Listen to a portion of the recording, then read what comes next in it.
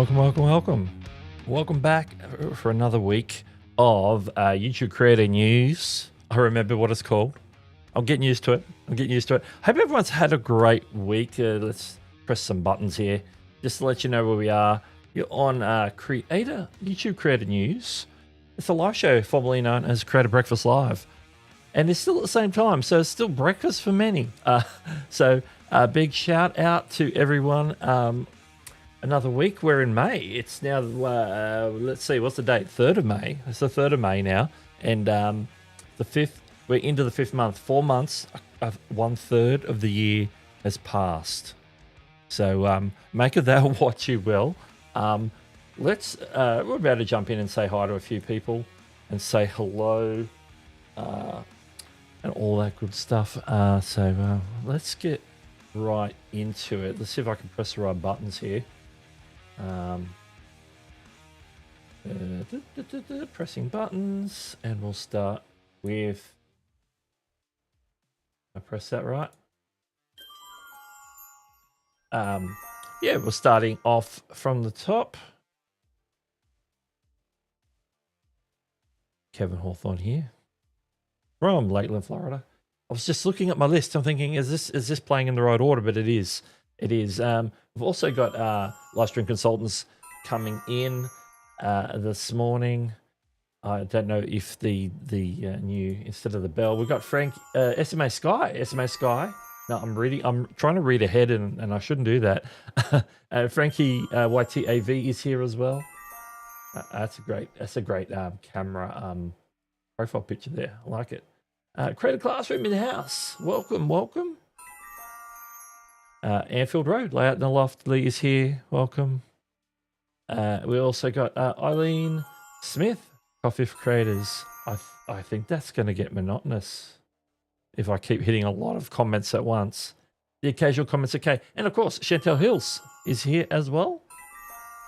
And let's see, so people are still coming in. Let's see, we've got Offan Chris is here. Yeah, when we're not like hammering the comments, that won't be so bad. I think the occasional bell was a little better. Alice is here as well. Welcome.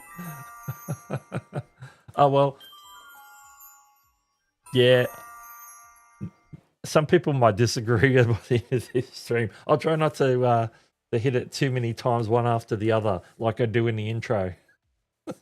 So many jingly sounds. Yeah, I finally figured out how to get Social Stream Ninja to change the bell doohickey so that it plays anything other than the default bell. So I had 2 choices today, and that was one of them. The other one you may hear later. I changed the other one to the super chat. If a super chat comes in, it automatically plays in Ecamm, like the super chat alert. That might happen, and then you might hear the other one. Which I didn't actually. I was supposed to put it on my deck, and so I could hit the button anytime for that one as well. And I forgot to put it in my into my Rodecaster. So anyway, thank you for the water alert, because I need that before we get started.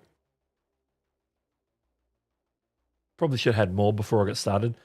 The bell doohickey. That's what it's called, I believe. No, hang on, that's off. There's never a way of turning it off. Anyway, I can't figure it out. There is probably a way of turning it off. But yeah, welcome to the stream. There's a few tidbits of news. Some maybe more interesting than others. Little bit of information about courses. I know courses keeps coming up like as a very rare thing. So we're going to talk about a bit about courses. A couple of other things that they're actually put out there this week, and of course what the things that are mentioned on Creator Insider again wasn't huge and deep, and of course they're really pushing it every week. Talking about reminding people that the mid-roll ad changes are coming up on May 12, which is in like just over a week from now. It's the 3rd already, so it's like 9 days away. So just over a week. So next week we might be mentioning it again. Only time I'm going to mention again today on this show is when I'm just going through the thing. So hope everyone's had a great week. Here in Australia, we've got elections. It's federal elections. It means everybody in the country had to vote today. I know Frankie was very active on X, posting stuff there today that I noticed was coming through. I was just looking at a few before I jumped on the stream. I did sort of catch the early sort of like an hour after polling closed, and very minimal percentage of votes counted, and looks like the incumbent government's probably going to stay, I'd say, but I haven't seen the results for the last hour or two. So so more of the same here in Australia. So at least it's not some of the crazy stuff going on in the US. But anyway, that's all the politics we're going to talk today. Let's have a look. See what people are saying in the chat. I know maybe every 10th comment he shares is an automatic sound that says hydrate Doug, so you've shared a lot of comments. Yeah, that's an interesting one. See if there's something that we can program for that. I'm not sure if that's a programmable thing or not, but we'll see.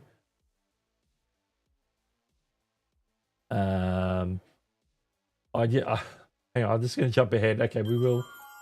Wow, it's like the polls closed 3.5 hours ago. So that's a to concede that early. That's a cake. Dutton's gone.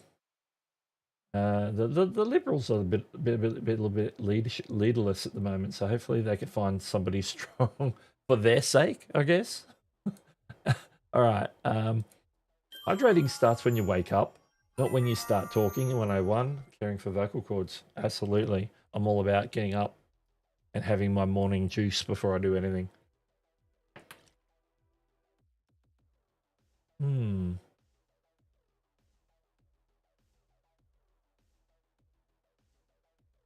How about we have comment SF? I don't know what comment SF is. Yeah. WA only closed a short time ago because of the time difference. We're 2 hours difference between where we are and where you are. Yeah, that's crazy. That's crazy.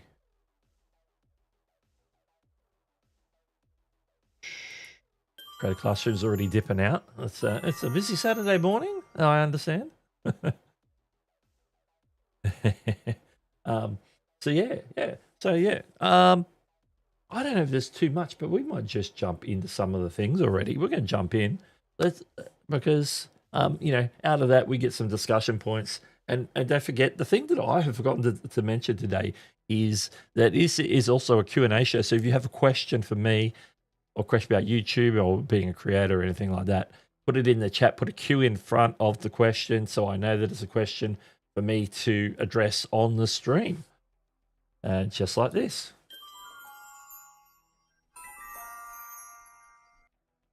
And so what I'm going to do is we're going to jump in. Let's start at the start, which is, of course, the Creator Insider for the week. Let's pull that back there. This is what is going on the Creator Insider this week. A starting point. I'm probably going to touch on a couple of these in more detail. The first one is improvements to the YouTube app. Now, these improvements we'll touch on in particular. There's some things around when you do your uploads for YouTube app. If you happen to upload via mobile, we're going to talk about that. Let's move those graphics out of the way for a moment. Maybe not. There we go. I think I hit the wrong button. So we'll talk about that a little bit more detail. Playlist improvements on desktop. They're allowing you to do some additional things on playlists in Studio when you're in the Contents tab. I think, do I have anything on that that's coming up? I think we're going to maybe talk a little bit about that as well. Stylized captions in Shorts, because captions where it basically takes your voice and turns it into captions in the Shorts tools on the YouTube app. They're actually adding more functionality in regards to the way that the looks and feel of that. They only had some very limited things, so they're adding some additional stylization to those caps so they make it more your own. So that's something that they're adding. for Shorts on mobile as another update. And of course, the aforementioned mid-roll ad reminder, which was exactly half of this week's Creator Insider, because they basically knocked out their first 3 bits of information in quick succession. And then the mid-roll update was just the same reminder that we've had in previous weeks. I think this is like the 3rd week in a row that it's been mentioned at the end of Creator Insider. So if you haven't looked at that mid-roll information, go check out my video on it that I did probably a month ago, maybe 6 weeks ago, when they first announced the mid-roll ad changes. And also go into Studio and have a look, because it may be prompting you to make a decision on how you want to handle those mid-roll ads. And I just realized that I hadn't pushed up the background music. I'm going to try. I'll just sit it there for now. All right. Shout out to FactTuber, who's in the house. Welcome to the stream. Good to have you here. The auto but's saying hi as well. On behalf of me, anybody who says hey in the chat, it basically does that. So yeah, if you have a question, make sure you just drop it in the chat with a Q in front of it. That's the way to do that. Let's move on to the first one, which is to do with the improvements to the YouTube app. It says YouTube will begin showing the status of uploads while they're pending on channel pages. So then if that means that if you're like on your channel page, but you're not in this very specific area where you did the upload, where it's doing the upload process, it's going to show you like a little status information next to that video. Say you're looking at your videos list or your shorts list or something on mobile, of course. Creators will see an uploading arrow and the percentage uploaded. So you can like have it uploading, because once you send, it's going to allow you to go and do stuff while it's uploading in the background. It says it makes it easier for creators to track progress in real time without needing to open the video details page. So you don't have to go checking to see whether it's finished uploading, because you can go and do that. Traditionally on the main app, you used to be able to go into your videos and just look at that in the list, but now it's going to be showing you just on the actual channel pages, where you can look at your videos page or your shorts page or your live stream page. Obviously you're not uploading a live stream in particular, but shorts and videos in particular, things that you upload, is going to be able to show you what's going on there for that. There's a graphic on that, but I've cut that off just for the text information, but you don't need to see that. You'll see that if you don't update in the mobile app, it probably doesn't really matter. But if that's something that is a quality of life thing, because you are a mobile first creator and you upload with the mobile app, then that'll come in handy. You won't be like, I wonder if it's finished uploading yet, and have to jump to the right page to check it. You'll just be able to see it on the if you happen to be on your channel page, at least. A big one we're going to be talking about this week, with more information, is a couple of things around the YouTube TV and console app experience. So basically watching on a big screen. They're adding some things which is listed here, but we're going to look at it on a different page. In detail, YouTube is leveling up the experience for YouTube on TVs. New shelves make it easier to jump back into what you love. There's going to be a continue your search section to revisit your top 3 recent searches. So you can, if you're doing some search on TV for whatever reason, you can actually go back and look at some of the recent searches that you've done and maybe use that as a jumping off point. A listen again for your most played songs all in one place. I guess that's in particular if you're using the YouTube TV app in conjunction with YouTube Music, I suppose. I don't know if that works with the like the YouTube music videos and stuff as well. I'm really not sure. Live remixes and covers explore alternate versions of your favorite tracks. So that is again to do with YouTube Music in particular. Primetime channels. For those who have subscribed to YouTube TV, obviously that's a US-based thing. I don't think that's outside the US at all. Maybe it's in Canada, I'm not sure. But that's where you're basically subscribed to watch some of the free-to-air TV or the primetime TV, like your ABCs, your CBSs, your NBCs, your Fox and your, all those channels and all the associated channels that you get with that TV subscription that YouTube integrates. So that there's going to be a dedicated section for that. From your top channels, quick access to your most watched creators. So it's gonna populate a shelf that actually shows you the creators. You go back and watch their content all the time, so you can get to it quickly, which is pretty cool. There's going to be a podcast tab now, so that you can watch obviously your video podcasts and whatnot. Okay, and they've cleaned up shorts, the way the shorts are presented on TV. There'll be a row for shorts in your watch next feed. There'll be a specific row for shorts itself. They'll have their own shelf in the subscriptions tab. So a little bit like the experience that we have on mobile and desktop already, where they populate all the shorts into a short shelf. There is more. Press my button. There's a looping feature. Looping isn't just for playlists anymore. You can now loop any video on demand content via playback settings. So basically, if you've got like maybe an ASMR video or something like that you want to play repeatedly, or maybe it's like one of those Christmas Yuletide videos. It might run for 6 hours, but you want it to loop. When it gets to the end of that 6 hours, you want it to go back to the start and keep playing that Yuletide video. You can now do that on TV. Preview upgrades. Inline previews now show on channel, subscription, and topic pages. Immersive channel previews. Full screen headers are fully rolled out, which is a more engaging way to explore creators' pages. Yeah, I'm going to probably jump in and check that out at some point, because they were talking about that when they were talking about some of the updates they want to bring to the TV experience. And immersive channel previews. Something that's interesting, sort of something you see when you're looking at content on places like Netflix and so forth. And a new Studio Analytics card on desktop and mobile. Okay, this isn't TV. This is something extra. It was in the same post, so it sort of got collected along with it. I think we've already discussed that one in particular before, where you can go and dive into desktop and mobile. You can see watch time broken down by device. I think we've had that for a while now, but we're going to move on. But before we do,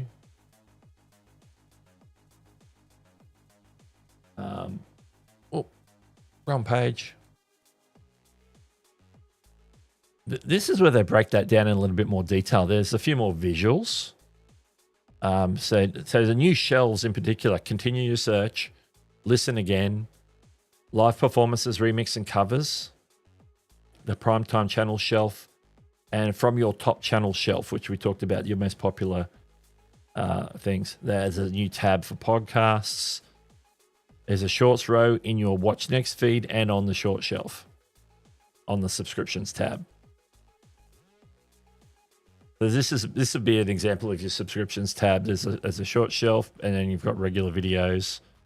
As you scroll down, that short shelf will be probably a couple of rows down, a little bit like it is on desktop, I would imagine.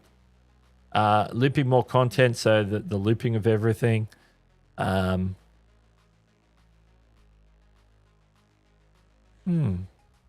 don't know. Yeah, that's interesting. All right. I'm going to jump back in the chat before we continue. There is a question from FactTuber. I'm doing vertical live stream. At the end of the live stream, I got a lot of views, but after a day, the YouTube studio, it appeared lower and the revenue is also lower.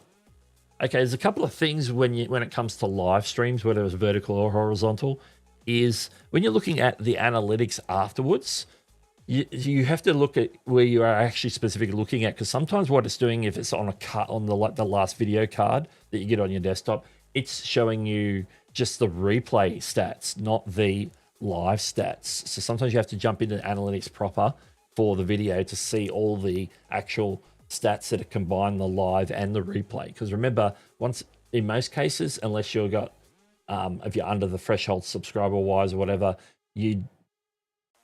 in some instances, live streams will automatically go unlisted if you like below a subscriber threshold. I can't remember what that is now, but I think it might be 500 or 1,000 subscribers. I'm not sure. But what will happen? Just so we know what question that is, let's bring that up again. Play some music again. What will happen is yeah. So on the dashboard, you'll see just the replay stuff. So it's just the views and revenue that have come in since it's changed from a live stream to a VOD. You have to go and look in your analytics to look at the entire thing. That might be what you're seeing, but I'm not 100% sure because it just depends on where you're looking as to what the information is. And they actually list it in a little bit of an odd way, which I can't demonstrate right now because I am live. I'd have to get like a screenshot of it or something. But yeah, they do something weird when it comes to live streams when it reverts to a VOD. And so you have to dig a little deeper to see what the actual right stats are that include from the stats from the live. And of course, sometimes YouTube are doing slight adjustments, but if it's a drastic adjustment, then I would be concerned. But if it's very much noticeably different, then it could be that they're just showing you the replay views and revenue and different things like that. That's what I think could be happening. But if there's more information, we'll have a look.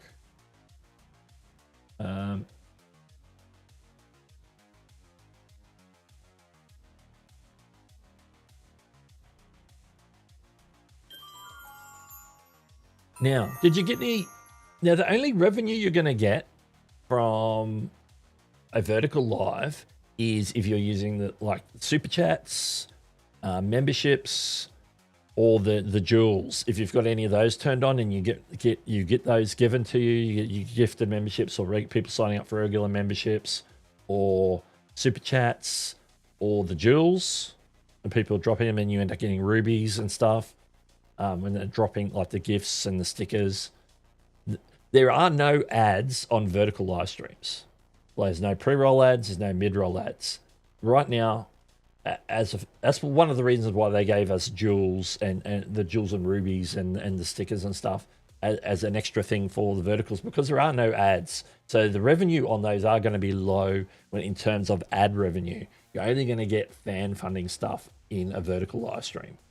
So that is something to keep in mind as well.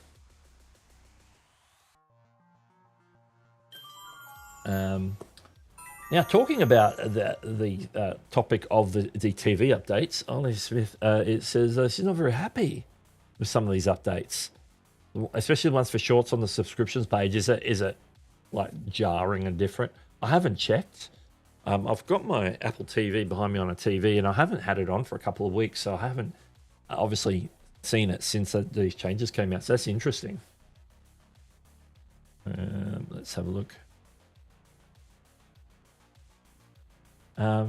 Oh, shout out as well to Larry, Home Rapid Repair in House. He's talking to FactTuber as well. And that's another thing that Chantal mentions. YouTube verifies live stream views. This process helps to distinguish legitimate viewers from bots and other sources of fake views. YouTube system is designed to identify. Yeah, that's if you generally get some adjustments. And it will generally, if there are some, that'll be a slight adjustment down. That's okay. But if it's a drastic adjustment, then it might be what I was talking about as well, as another example. Reading through these to get caught up. Okay, one example Eileen has. I don't like the way they removed the name of the channel under the short. Yeah. Okay. Yeah. Actually, I've noticed that on other services as well. I'm looking at the shelf and I can see the part of the title of the video, but I can't see what channel it's from. So if I see something with Nick Nimmin's face, I don't know if it's from his main channel or if it's from his Nimmin Extra channel, or if it's content that he's maybe been cut out on, maybe say Opus Clip channel or one of the other channels that he might make content for, or the live streams for. So whether it might be Tube Spanner or Opus Clip or something like that, which I know hasn't done any live streams for a while. But sometimes they're cutting up old content and turning them into shorts. And so I don't know which channel it's from. I'm like, is that from Nick's channel? Is that from Nim and Extra? Or is that from somewhere else? So because I know that he turns up on these different channels, and they could be making shorts from it. But yeah, I actually agree with that one. I like the channel name.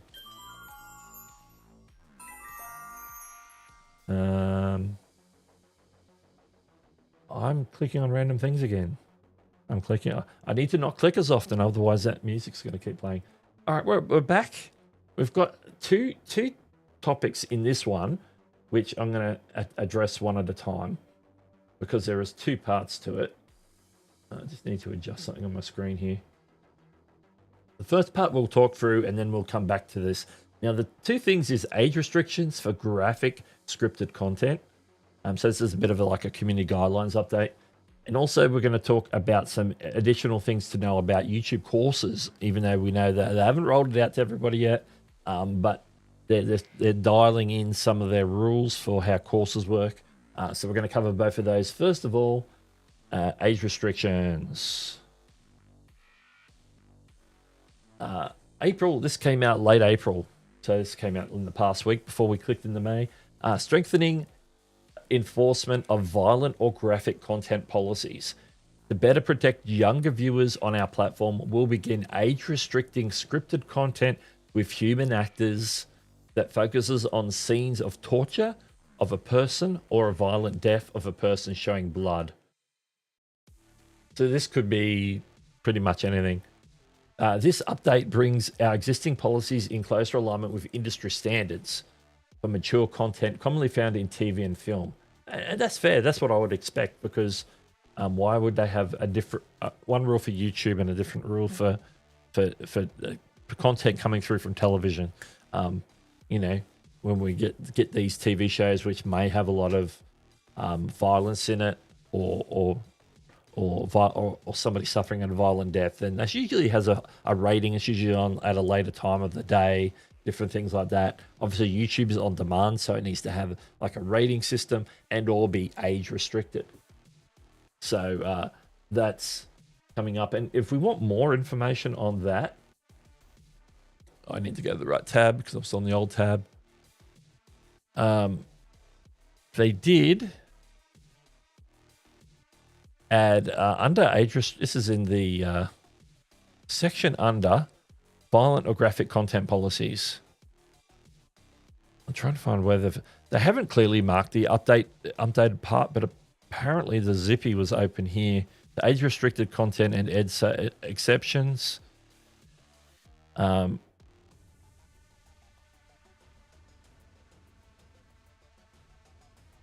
This is the existing policy, I think.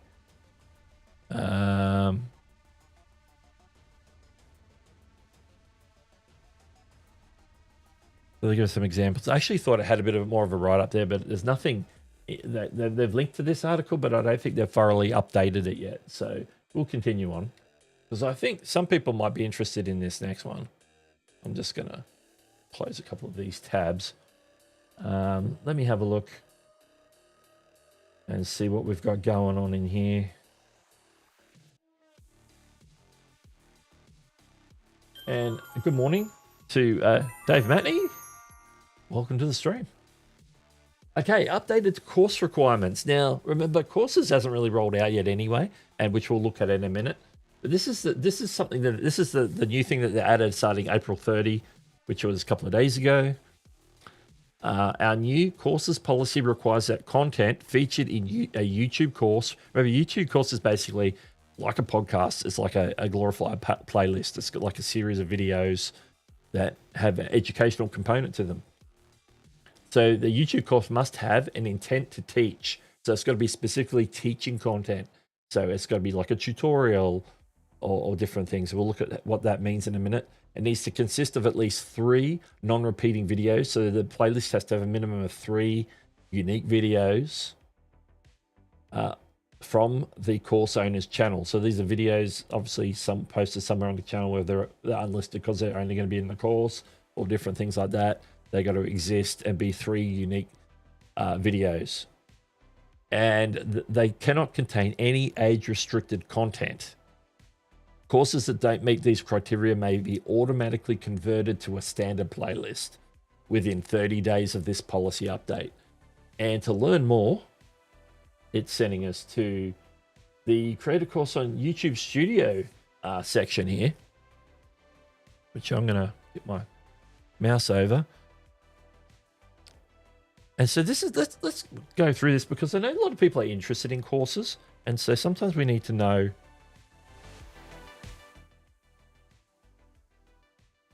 what's happening with courses. We want to, so those of us that do help content maybe want to make a course or a series that could be a course. Okay, the first thing we need to know is the course requirements. Whoop, scroll too fast. All courses must follow community guidelines. They must also teach something. This is basically what we just read. Your course must be designed to actively teach viewers. So it's purpose-made to teach something. Focus on clearly explaining concepts, demonstrating skills, or providing actionable knowledge. Ask yourself, what will viewers learn or be able to do after completing the course? So it's got to have the intent to educate, so that somebody is like leveling up in a skill or a technique or in knowledge. Be accessible to all ages. Courses may not contain age-restricted content, which we saw in that little blurb, and provide extended learning. Courses must contain at least 3 videos from your channel with no repeating videos. You can't have a one video course. It has to be multiple videos, at least 3 videos in a playlist to make a course. Note that if your course does not meet these requirements, we may convert your course to a standard playlist and remove its course features. If you repeatedly create courses that don't meet these requirements, you may lose the ability to create courses in the future.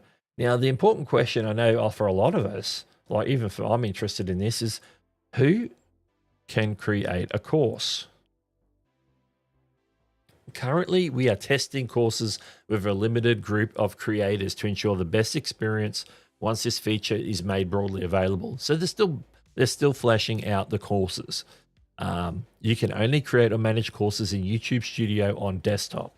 Although you can upload videos for any mobile app, you'll still need a desktop. Use a desktop to add them to courses.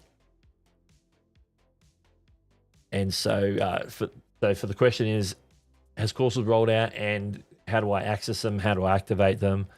Is right now they haven't really rolled them out unless you're in like their beta testing group, which I would assume in most cases you would know if you're in the beta testing group or not. I guess I need to check, but I have not seen anything concerning courses on my channel. That would be lovely. That would be something that I would probably sort of purposely utilize. I think that's an interesting one. Now, in this whole article, you can actually go down and read how to manage that. But until you have the feature, that information isn't really helpful. Once they roll that out to a greater group of people, I'll probably make a dedicated video on courses, 100%. I could make a course on courses. There we go. All right.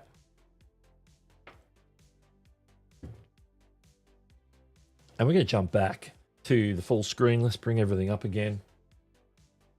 There we go. Let's jump back into the chat and see what we got going on.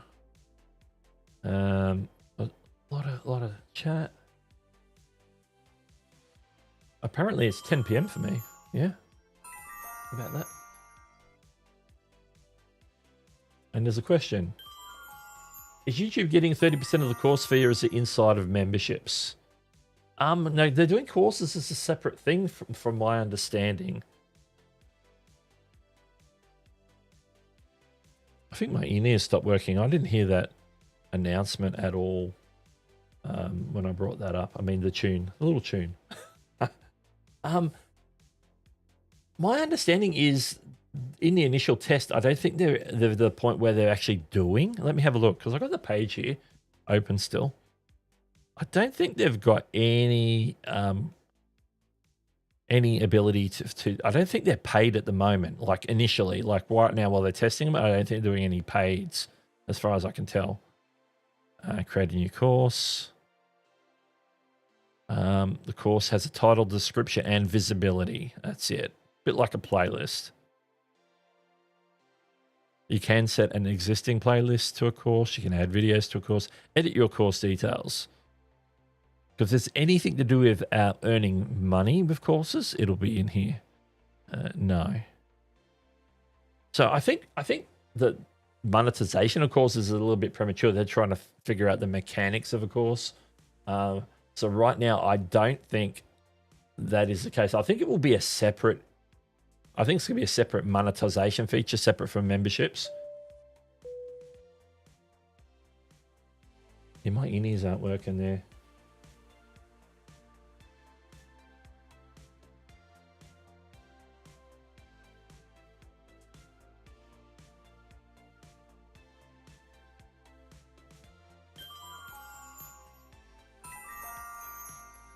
There we go. Larry, Home Rapid Repair, dropped a $10 super chat. Member for 1 year, 4 months, and 17 days. Who's counting? Larry's counting. Good stuff. Appreciate the super chat too, by the way.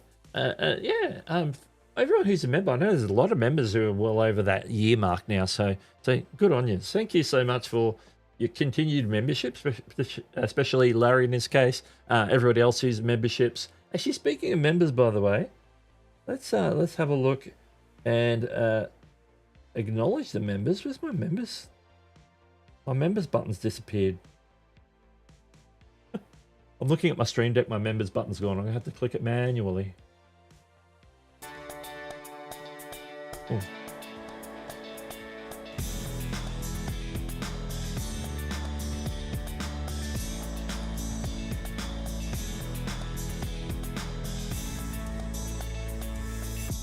A big shout out to, I don't know why I didn't talk over the music there. A big shout out to our Hewson YT Max members. You know what? Let's get rid of all those. So you can read them. Amazing Yacht Destinations, Arlene Smith, Home Rapid Repair. And to everybody who's a channel member, Hewson YT. People like Daniel Batal, Chantel Hills, Monique, iPhone Chris, Michael Zahoski, Tammy, who's Rebel Canners, Greg, Kelly Plain Sal, how you going? Chatty Cathy, Paul Dixon, Chris, Live Stream Consultants, and Dave Matney. Thank you. Whether that's one you subscribe to or you're gifted the membership, you're all appreciated so much. All right. Now, I just want to go back to the question about the this one. Hang on, that's the one. My chat keeps moving when I'm trying to click. So I would imagine that once there is a course fee, that they would probably 30% is probably something that I wouldn't be shocked if that's what they had on that. But that remains to be seen. But there seems to be a common theme, whether it's memberships, gift, or super chats, things like that. Then I think, yeah, that's something that's very possible in terms of what the percentage might be. I get the hint. Thank you.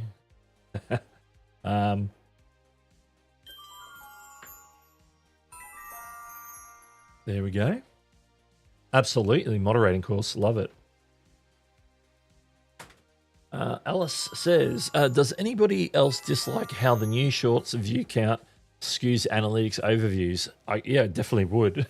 I wish it just added non-engaged viewers as extra info, but kept it out of the main stats.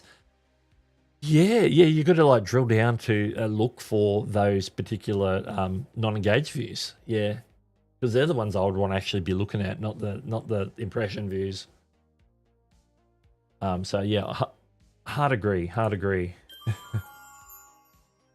So YouTube courses will be available to anyone to set up regardless of YouTube partner program.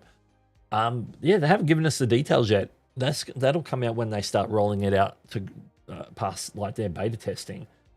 You would imagine that if there's a payment component to that would be YPP only, or at least if you're in fan funding.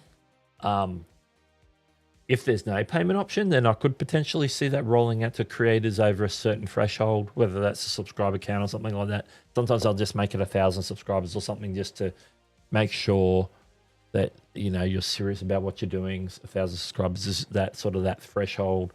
But yeah, it's only speculation, so I have no idea how they're going to make that available. Remember, right now, auto dubbing is people in YPP, but they're going to roll it out to more people down the road once everybody in YPP has it, and they see if all the system that's in the background doing all the auto dubbing is holding up, then they're going to roll that out to more creators because they know that the system is robust enough to handle more volume of videos being uploaded and getting converted to different languages.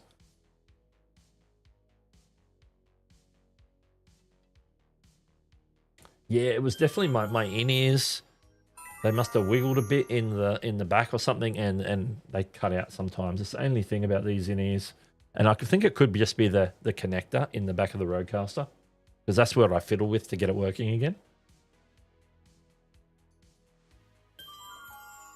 Yes, that's the other tune. I could have had the seatbelt, the airplane seatbelt tone doo-doo, as the one when this comes up instead of the current one. I will experiment. I'm not sure if we're going to keep this one on there as much as I like Back to the Future.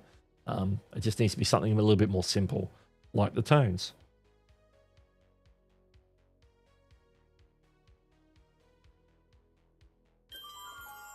They're all wrong. They're all wrong. I can actually check that. I actually had, like, when I pulled the spreadsheet to check and update all the members on the screen, I have a little CSV file that it downloads from YouTube.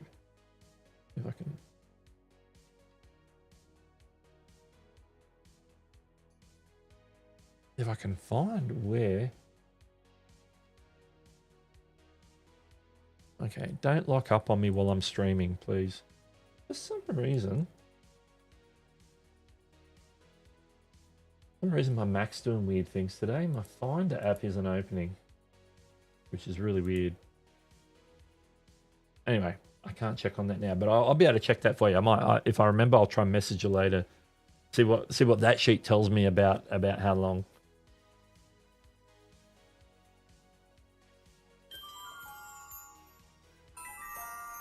And membership milestone message. You know what I forgot to play before?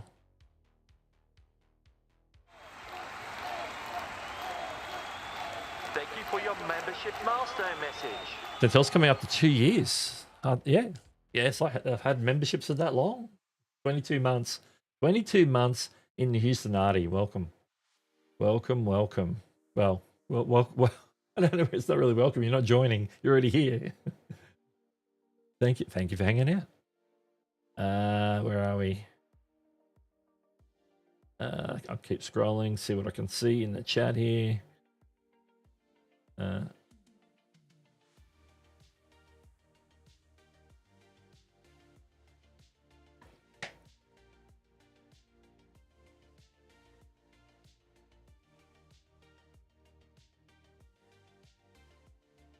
Okay, a little conversation going on there.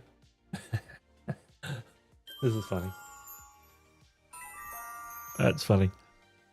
Oh, you've got any questions for me? Drop them in the chat. Put a Q in front of it. I'd love to talk about anything you want to talk about for the duration of the show. YouTube news was light this week. They keep teasing us with like little pieces of information for courses, and we want that to roll out. We want that to be something, because as a how-to education channel, I definitely want to have that as a feature on my channel. I want to be able to like put that together. I really need to get into the habit of making series as well, because a series, if it's an educational series, can become a course quite easily. Oh, broad, open-ended question. What are the top 3 pain points of creators? That's a good question.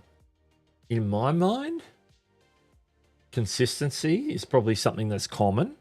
So I'm not saying these are definitely the top ones, but these ones that come to mind because they come up a lot. Consistency, staying consistent, uploading on a regular basis, whether you want to be, whether you upload weekly or daily or monthly, at least staying consistent to whatever you're trying to stay consistent to, so that you turn up for your viewers like I turn up for you guys every week on a Saturday. that's like a level of consistency. Some people, like I'm having a little trouble with VOD content and getting that organized and coming out. Like I like to get that out like on like a Monday if I could. And some weeks I don't get it out. Some weeks I don't have anything ready. So like that consistency. So and then that would lead into, if it's because of life, it's like time. It could be like a time management issue or a lifestyle and or keeping the flow of my personal, my work, my YouTubing, my downtime, and being able to utilize all those different hours. You know, you got to sleep sometime. You know, what if you couldn't? If you didn't need to sleep, you could be making content through the night and then go to work the next day and then have your family time and do your errands and stuff. But no, definitely not. You gotta keep out. You gotta have a plan, and so trying to work out a plan. So time management is probably one. I think other pain points you could have. I think so. There's some mental pain points. I just want to put that back up there. Mental pain points can be a thing as well, because I think it could be like there's some the psychology of being a creator, being distracted by not getting the results you want because you have a preconceived idea of what the result should be. Sometimes those expectations are not realistic at all. So sometimes you got to balance yourself, but sometimes you can go too far the other way where you cut yourself too much slack, and then you start to get a little bit lazy, and so you fall into the lazy side. So it's like procrastination can fall into that in particular. So procrastination, another thing. So there's that sort of that mental side of YouTube, to either want to perform and succeed, feeling too much pressure, or going the opposite end and not having enough pressure to actually get you motivated. So you go from being pressured to being a lack of motivation on the end of the spectrum. You want to find that balance in between, somewhere about being healthily motivated to continue consistently putting out your content and bringing value to your viewers and all that stuff. I'll probably mention 3. I don't know if they're the top 3. That's interesting. I wonder. You know what? Let's do this. I'm going to ask Gemini.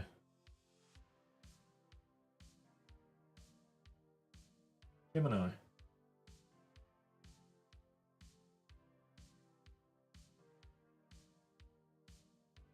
What are the top 3 pain points that content creators have? All right, let's see what Gemini says. All right, here we go. We got some content here. Content creators often face a multitude of challenges in their work. Based on my research, that's Gemini. Here are 3 significant pain points. Number 1, time and resource constraints. So yeah, I said that. Many content creators, especially those working independently, like solo creators like us, or many of us, or in small teams, struggle with lack of time and sufficient resources. Not enough time, limited budget, insufficient team or support to get things done. The second point they bring up is maintaining quality and audience engagement. I think consistency falls into this category. So they're talking about consistently producing high quality content that resonates with the target audience. Saying consistent at being excellent is basically what they're saying. Generate fresh content and relevant ideas. Creating engaging content and standing out from the competition. Sort of just, spinning those plates in the air as part of being a content creator. And they even mentioned dealing with algorithm changes. Now, I just said being a content creator, to say YouTube specifically. Now, the third thing they mention, Gemini mentions, is achieving growth and monetization. Turning content creation into a sustainable endeavor often includes challenges related to growth and monetization, to building and retaining an audience, driving traffic and visibility, challenges in being able to monetize, and the lack of predictable income. And that would be especially the case if you're relying solely on AdSense. So there we go. That's what Gemini tells us. Those are Gemini's thoughts. Thank you for that. All right. Big shout out to Shout Scrapper. Welcome to the stream. It's good to see you. Here we go.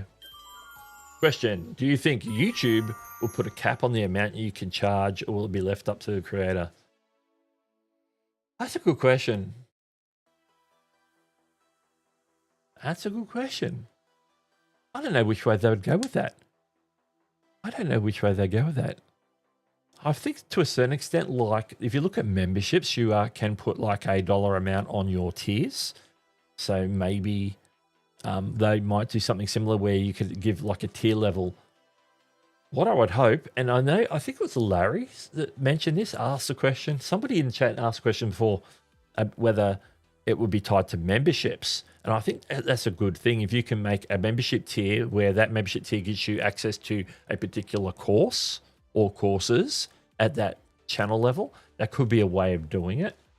If they could like tie that in, make that ability, make a course membership only or something like that. I think that would be the way to do it, because then you wouldn't have to like set up a course as a separate thing. You could like tie it into memberships. So it's possible that they'll allow you to set the amount based on the fact that they do that for memberships. But who knows? We will find out when we find out.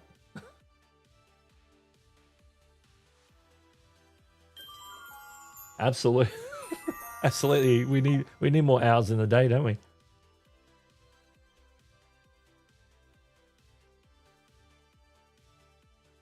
I'm scrolling to get caught up here. I'm looking for questions along the way, like this one. Larry's asking, you have been a mod for Nick Dimon a while now. Yep, I have. What repeating mistakes do you see new creators make commonly? Ooh. I think particularly because we're talking about new creators, because I think Nick's basic area is new creators, and I don't know if you're in on Roberto's stream today. Roberto actually reviewed my channel. I submitted my channel for a review because I haven't had a channel review in a long time. So I never had Roberto do one either on my channel. So he said some things about new creators for my channel in particular. And I'm like, boom. New common thing. I think the common repeatable mistakes on creators, particularly their new, is not taking advantage of all the YouTube features. That's a broad thing, but for example, maybe they don't fully fill out their channel page. They like put shells on with playlists that make sense so that people can find additional content. That's one thing I see even when I've reviewed channels, is sometimes there's just not many shelves there. They might have the default recent videos that YouTube puts on there and maybe a short shelf and then that's it. It's like fill that out. You've got like 12 slots or something to put content. So let's get some content in front of people. If they come to your channel, let's take advantage of it. And as a result of that sort of tangent, when we step sideways is quality thumbnails. And now I understand that it's a process. Like when you start out, unless you have a graphic design background, then your thumbnails are probably going to suck. So you need to be able to upskill quickly or use tools that help you upskill quickly to make decent looking thumbnails and understand the psychology of thumbnails. And that's something that I think we learn continually as we go along, and not just as new creators. I think just understanding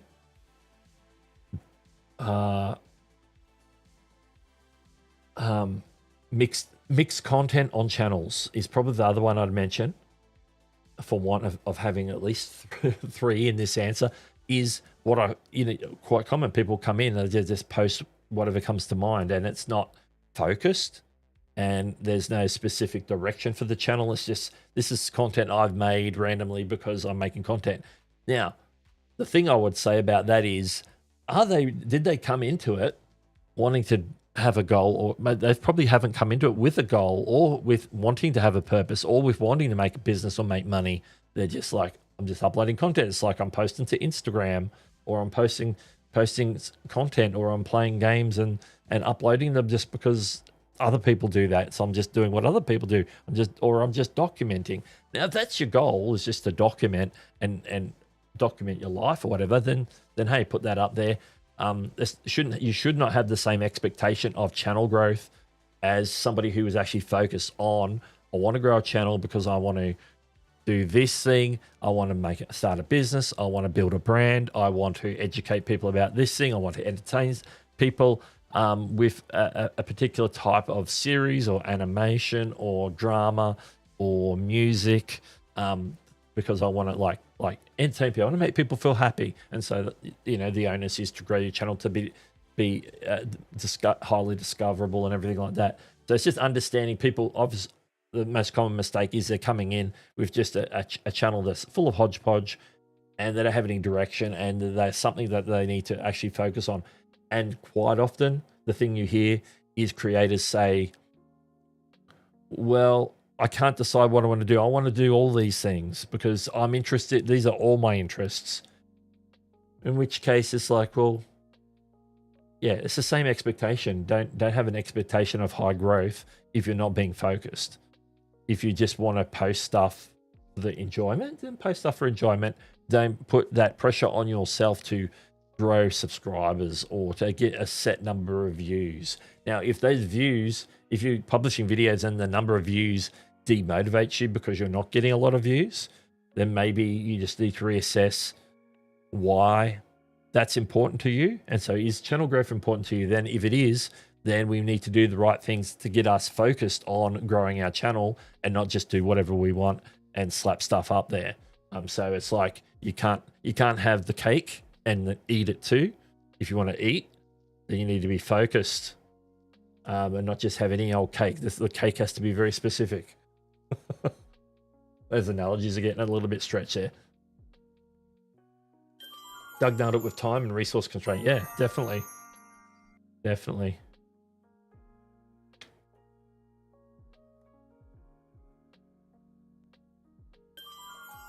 Are you using me for research? Okay. There we go. It's all coming out now. Let's see. Just trying to... Yeah, I thought that was funny when I was reading that. Dealing with algorithm changes. Definitely.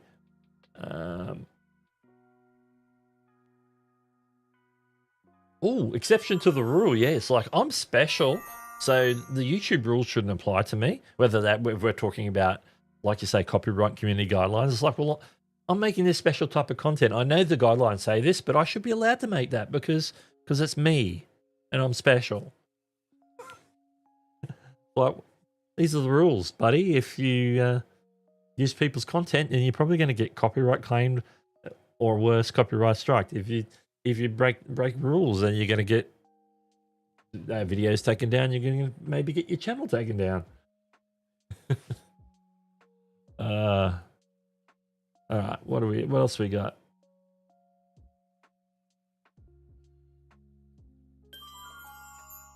Yeah. Now, I've yet to go over. I need to go back and watch the review. It was at least 10 minutes or more. It's about a 10-minute channel review. And Roberta's dropping a lot of like directions to go, series to make, videos to make. And I think that's what I needed. I think that's what I needed to hear in that channel review. So I'm going to be going through that. I was going to try and clip it, but I didn't have time before the stream today to clip it, so I'm gonna probably work on that tomorrow. He hasn't put the timestamps that I did for that stream today. He hasn't loaded them up yet, so I had to like scrub a little bit to find my channel review, but I haven't had a chance to listen to it yet.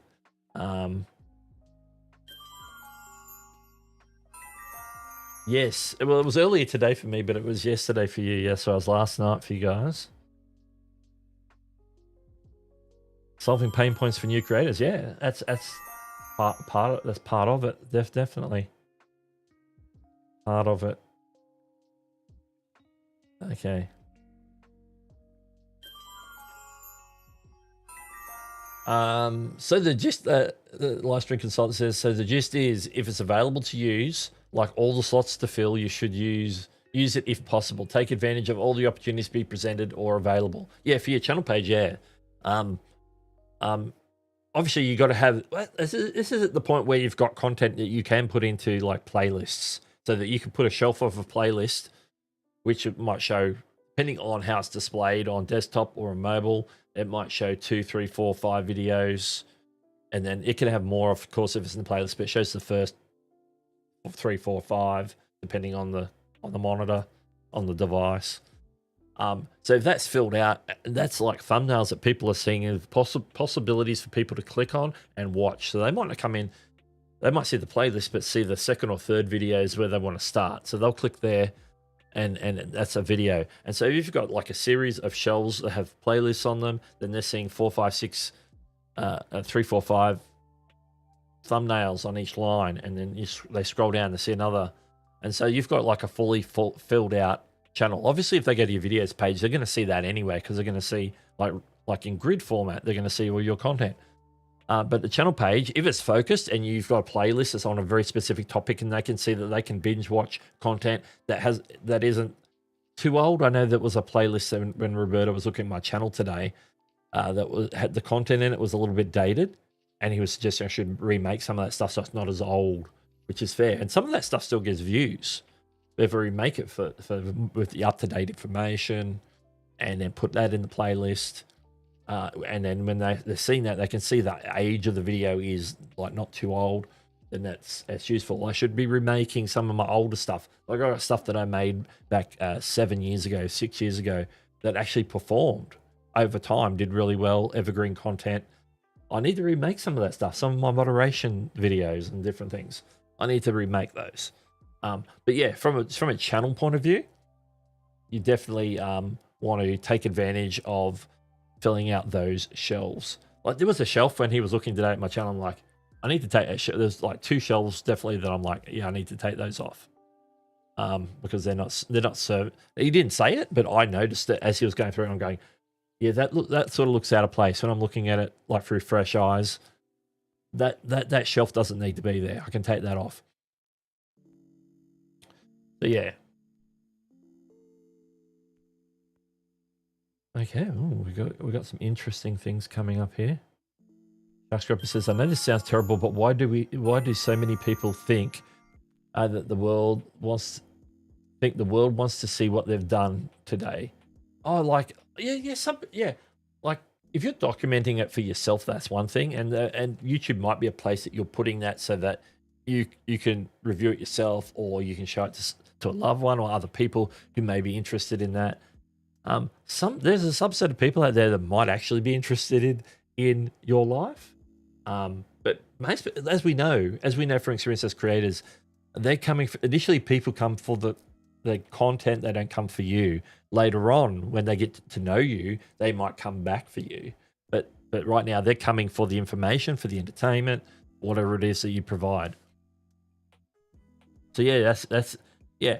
I need to see a point that needs to be interesting enough to grab my attention. If it's like they're going to the shops and they're doing this and they're going home and watching TV, it's like I can just go and do that myself.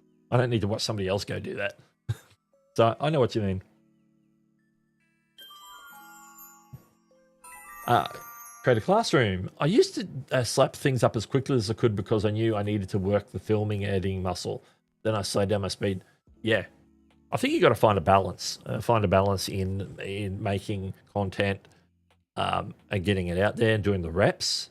But at the same time, you need to balance it. So maybe you can slow down, not just to rest, but also to maybe put a little bit more care into the videos, maybe a little bit more research. I think research is underrated. I know sometimes I get the bare minimum and I'll go make a video. Maybe I need to research something a little bit more. Sometimes I've got all the information that there is, and so I just need to make the video.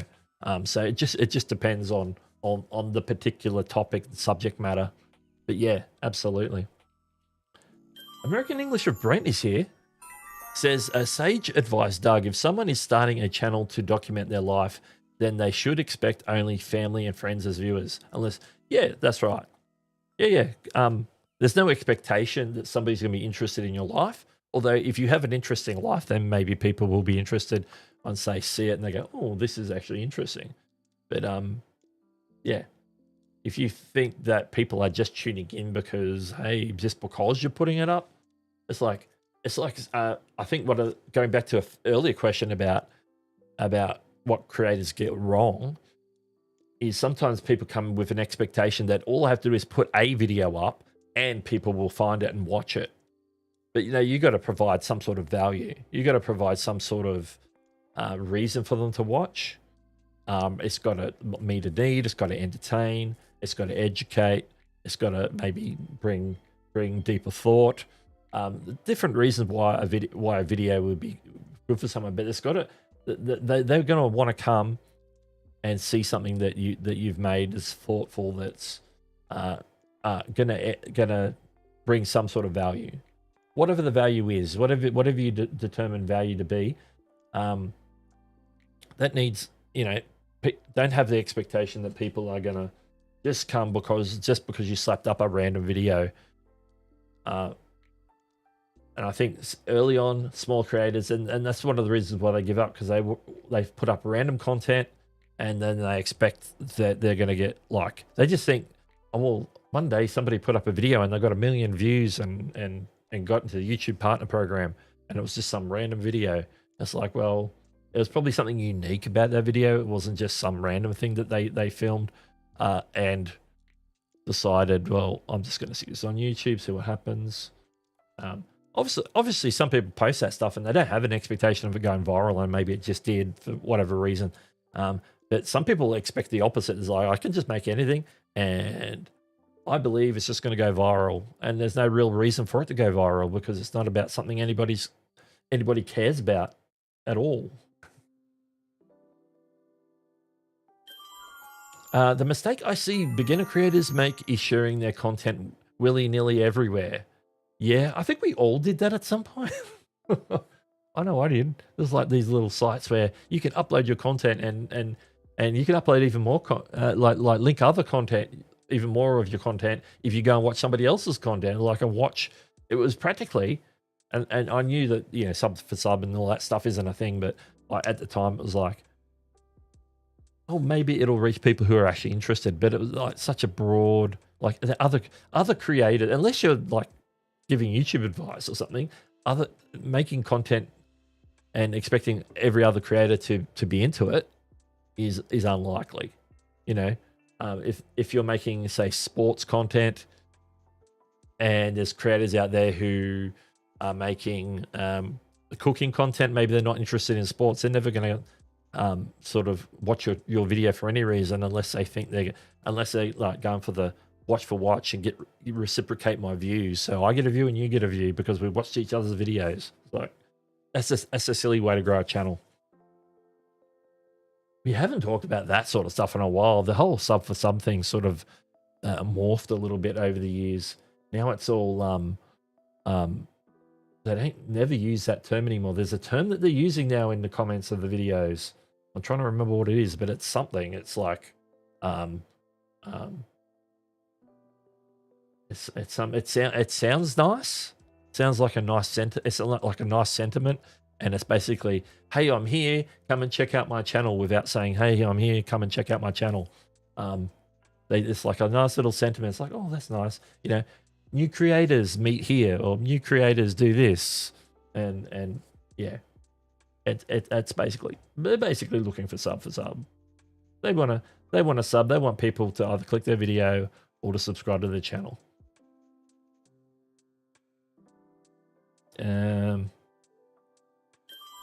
Chantel says, I've been reading Daryl's book and realized I don't have a finish line for my channel or business. I have made it point. I have my why. Yeah. What I would say to that is that's probably a good thing to have, but at the same time, sometimes the journey is the destination. I'll just leave that one there. I'm not going to say anything else. Modern Media Makers, welcome to the stream.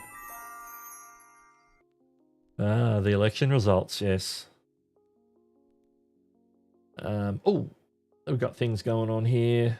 I need to get caught up here. Cha-ching King, welcome to the stream. In addition, gifted some memberships, if I can figure out where the button is. That one. Thank you for gifting the memberships. All right, let's see who received those gifted memberships. I need to queue them up real quick. So I'm going to bring them up because I can. And we have Evergreen Clicks got one. You also have one from Let's Otivo. I'm not sure how that's pronounced. WG7D got a gifted membership. Scaly Models picked one up, and Blair Ilara also picked us the 5 gifted memberships. Cha-ching King, thanks for dropping those 5 gifted memberships. I'll put that one up there while I'm scrolling. I need something on the screen while I'm scrolling. I need to get caught up. While I'm trying to get caught up, let's just talk about this for a second. This is the thing we like to do towards the end. I did it in the wrong order, didn't I? It's the last call. It's the last call. It's the last chance to drop a question or drop a comment before we wrap things up and head on over to Nick's stream, Nick and D, Niman Live, which will roll right over into once we're done here and hang the stream up. The chat will automatically get moved on over, which is pretty cool. Pretty cool feature. Yeah, research. Sometimes I'm like, yeah, I don't feel prepared for this video. Even if it's like for my own benefit to have that, like, be sitting there and know that I know what I'm talking about.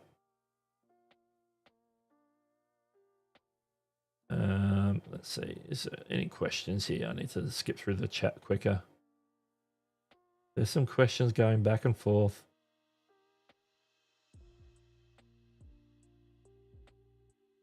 Yeah. Yeah, sometimes that's more of it. So like support each other. There is a way that they word it now. I cannot remember the actual correct what people are using. I agree, Doug. Having achievable goals is needed, but if you have larger goals that you meet them, you are always having to move the goalpost. Yeah, I think if you don't enjoy the journey, then it's like, is the destination going to be worthwhile? And sometimes the journey will have its like highs and lows as well. You got your hills and your valleys to get to the destination, and sometimes some parts are good and some parts aren't so good. Yeah, if the journey's tough, sometimes it's like a relief to get to the destination. Sometimes the journey's great, and then you get to the destination and you're a little bit underwhelmed by what you see at the end. I'm dropping the analogies there. Okay. That's a good thing to do.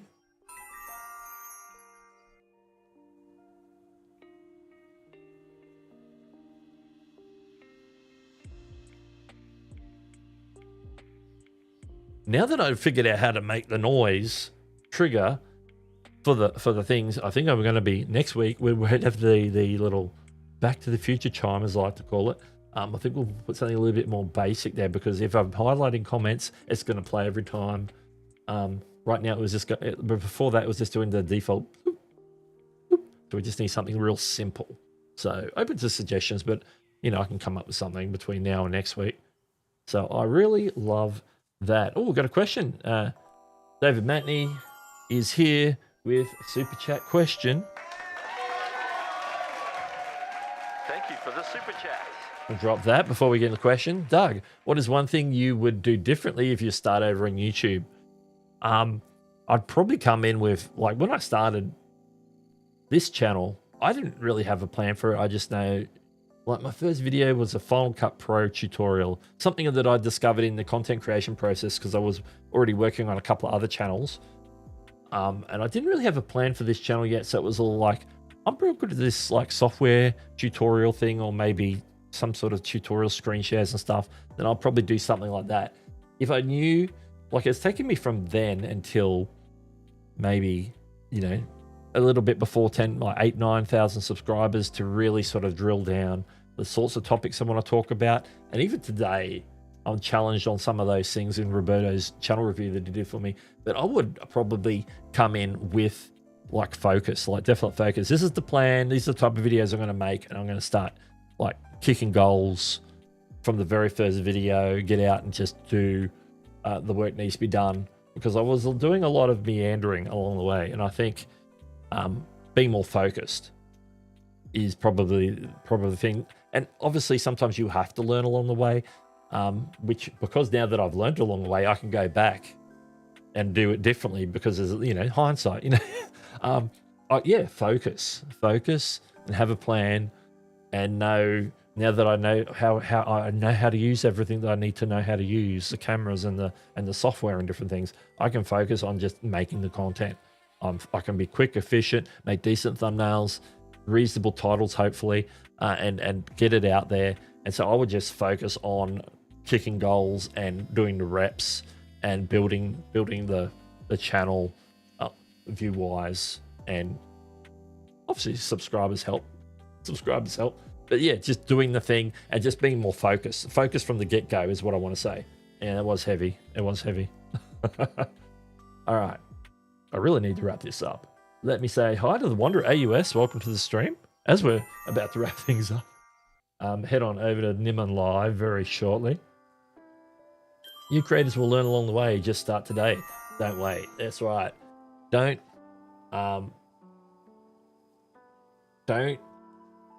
just get into the analysis of what do I need to do, and just sort of procrastinating. I need to learn everything before I start. No, just get started, because you learn more by doing. So, you know, realistically, for someone who's starting out first time, you just got to do the reps. You just got to get in and do it and learn. You'll do things incorrectly, but then you'll learn from that, and then you'll start doing things more correctly. But that's my thoughts on that. And I think we need to wrap things up, because Nimon Live's coming up thick and fast. I need to reset and make a coffee. I'm sure some people here do as well. Reset and get ready for 3 hours of value for Nick and D Nimon. It's going to be awesome. So let's go talk about real quick what's coming up. We'll leave the last call there on my face. Nimon Live coming up 9 a.m. Eastern, so that's in like 12 minutes. That's 12 minutes. And don't forget that Sunday, 7 p.m. Eastern, Chantel will be doing her live stream as she does every week. Guaranteed 100%. And next week I'll be here, same bat time, same bat channel. All the things to remember. Let's go back out to this one. And I want to thank everyone for joining me today. We need to do the thing that we do, and I'll see you all over on Nick and D stream coming up in the next few minutes. The live chat will be there. Just sit pretty. You'll end up over there in a minute or two as we wrap things up. Well, I need to hit the button. This is Doug, and I'll catch you next week.